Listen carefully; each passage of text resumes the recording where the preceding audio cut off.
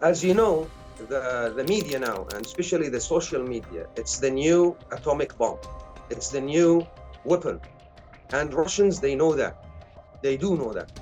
And you and me, we have to admit that they are really experts in that. Really. They are the kings of denying, the kings of deceiving. We know, you know. A Russian will bring a knife, put it in your hand. You saw him. You felt your hand, and the Russian will tell you, no, it's not me. You know, they are this way. They are stupidly geniuses about this kind of uh, fields like media. And of course, they will attack your channel. Of course, they will try to deny everything you are saying, even if you show them. Even you have to know a very good fact. This fact is people in diaspora, mostly they are united. In diaspora, everybody have the same opinion about what's going on in Ukraine. As an example, about the Ukrainian matter, all Circassians are against it. All of them. Again, except some of them who were brainwashed in Syria as people who thinks that their opinion should be the same of Syrian leaders' opinion. It is that way. In homeland, we have this problem because you know the president and his party have their own people too, and they are Russians actually. They are Russians, but when they open their mouth, they speak our language. That's it. We are against them. We, us. If you can read the newspapers, the parties' speech about this president and this diaspora that was brainwashed, you will see that everybody is against them. They are minority, actually. Most of our guys who are going to the war in Ukraine, most of them, and by the way, it's very easy to prove it, they are forced to do that. And when you refused, like 4 days ago, to go to the war, you have to run away from your family, hide in the forests, and the Russians will get you and open their wallet and take the a new crime, or they will accuse you with being terroristic or Islamic, or more than 45 guys were taken. 6 of them are Christians, and they're accused of being terroristic Islamics. It's Russia, you know, it's Russia. So the idea is, uh, most of our guys who are going with the Russian opinion to the Ukrainian wars, most of them, and again, it's very easy to approve it, they are forced to go. You go or you die, or you will be kidnapped and die. And they do that. And by the way, Putin signed, they have the right to force people to go to the war in Ukraine. Now, the Russian army can force you to go. That means kidnapping you in Russia by authorities became a legal thing that the government can do and put you. Kidnapping is legal now. So this is happening in Russia, not just for Circassians, it's happening for Chechens, for Dagestanis, for everybody there in Caucasus. We are really suffering. Outside of homeland, outside of Caucasus, mostly Circassians have one word. They are united. They are against the war on Ukraine, the invasion. To save Circassians, you have just one way, is to have Circassia, to have Circassia free back again.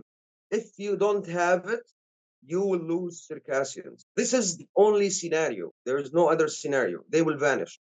And our region will lose a really good amount of really good people, good fighters, good farmers. We are good in everything, believe me. We are very nice people, you know. You will lose us if we don't have the free Circassia.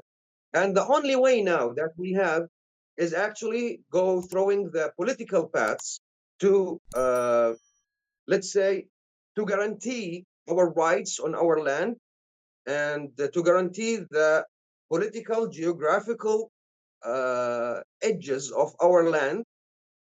After that, maybe a physical military action will be. I have no idea. But for now, we have just the only political path to go through. And Ukrainians are helping us with this a lot, by the way. Yes. Since 2014, Circassians and Ukrainians are having a lot of negotiations and a lot of speech between each other. They are going and coming letters, official letters. We are asking Ukraine to recognize the Circassian genocide, the Circassian right for ruling their own land, and we are asking Ukraine to recognize the land of Circassia and our borders. Actually, Ukrainians approved it. We are having this with the Ukrainian parliament. We have letters for them. There's videos on internet how the parliament guys in Ukraine, they support Free Circassia and other Caucasian nations. But until now, Ukrainians, they did not recognize actually. Even they give many times appointments for that. They gave us dates, like exact dates. We will do this in April, and they did not. We will do this in May, and they did not. So we don't know what's going on there now. But Ukrainians, they promised to recognize the Circassian genocide rights in Circassia. So they are really helping. And by the way, a lot of Ukrainians researchers are helping with research that they were sent to the European Parliament about the Circassian genocide and Circassian cause. And you can find some of documents in their archive that they are helping with this kind of thing. I'm talking about Ukrainians doing that. Recognizing the Circassian genocide will affect in that way. Now, let me just a little bit, I will explain some stuff. It's never going to happen that all the world will recognize it. You have to know this. So some will recognize, some will not.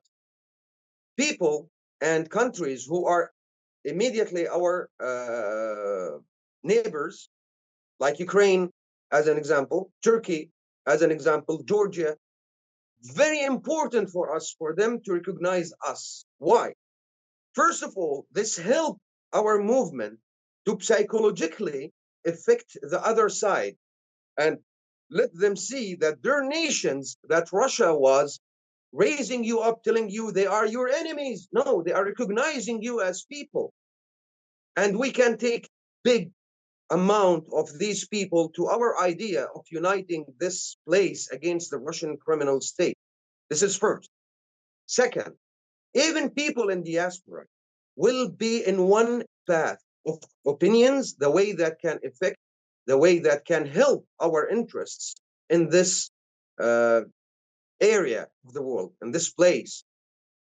If we did not have, as an example, a recognition from Papua New Guinea, and Russia was telling people that Papua New Guinea is your enemy as Circassians, they will keep believing it.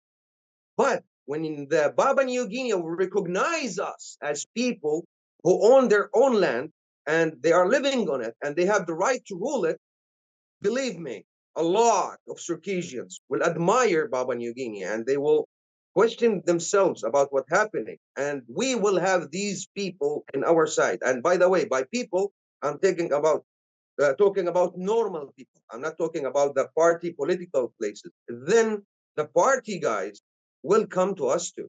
They have to. So recognition is very important for us and for the countries who are recognizing us. And for us, it's very important to have the recognition of our neighbors because it will help us to unite in somehow and help to defend ourselves against the criminal state of Russia.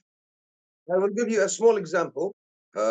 Georgia, they recognized the Circassian genocide at 2011.